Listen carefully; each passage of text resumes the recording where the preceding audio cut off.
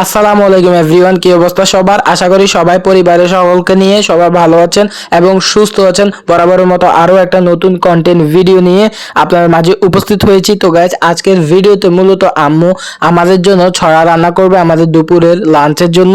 তো গাইজ, আজকের ভিডিওতে আপনাদের কাছে একটি রিকোয়েস্ট করতে চাই। তো গাইজ, আপনারা যারা যারা এখনো আমাদের ইউটিউব চ্যানেলটি এখনো সাবস্ক্রাইব করেননি, তো গাইজ প্লিজ আমাদের ইউটিউব চ্যানেলটি সাবস্ক্রাইব করে আমাদের পাশে থাকুন এবং আমাদেরকে সাপোর্ট করবেন বেশি বেশি।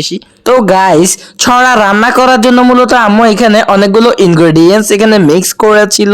তো সেগুলো একে একে আমি আপনাদেরকে বলে দিচ্ছি।